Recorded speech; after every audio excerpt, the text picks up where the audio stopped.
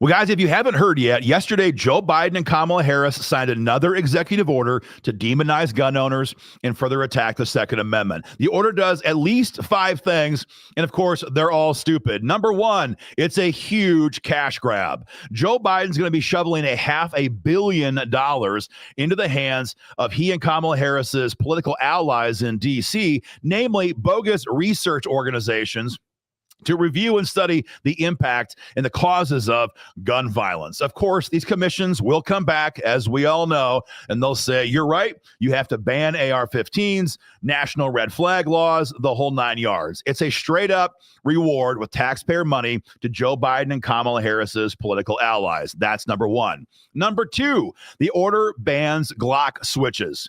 Now, of course, a Glock switch is functionally already illegal because when it's used on a handgun, it becomes a full auto machine pistol, and most of us can't own those. But of course, Joe Biden, as a supreme potentate of all the world, is going to stop violent crime with this order, or so he says. Hey, Joe, while you're at it, just ban cancer too. That would be great.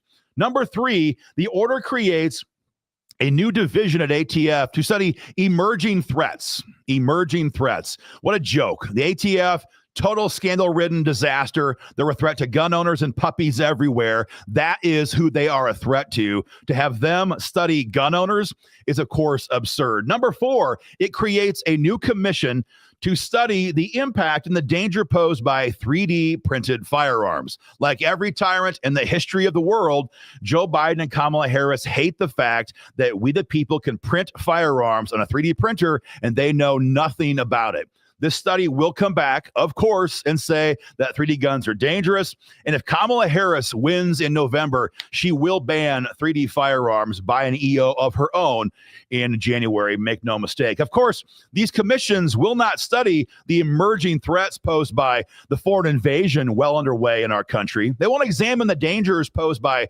gun-free zones, so-called, or deadly safe storage laws. But no, they will examine with taxpayer money how they can further use the power of the government to attack our gun rights. And number 5, and perhaps worst of all, this order from Joe Biden, functionally speaking, is going to be encouraging gun dealers to red flag young Americans. What do I mean by that? When Biden passed the Bipartisan Community Safers Act, heavy sarcasm intended, a couple of years ago, it raised the limits on waiting periods whenever someone sells a gun to an 18 to 20-year-old American. So right now they have 10 days, 14 calendar days to do a deep dive on a younger person's juvenile records, looking for mental health issues, examining sealed court documents. It's bad stuff. What this order does is says, hey, while you're doing that, be sure you examine the individual. And if he or she seems distressed, you should then work with local law enforcement if you have red flag laws on the books to try to red flag them at the point of sale. It's devious stuff, because if you're a gun dealer and you don't do it and something tragic happens years later with that firearm, the ATF will come back after your company, your gun shop, trying to shut you down. It is trying to weaponize gun dealers against their own customers. Guys, it's terrible stuff, which is, of course, what we expect from this president. We'll see. Much of what Biden has done so far through orders has been undone in the courts. We'll see. Maybe this one also goes to federal court. We'll keep you informed.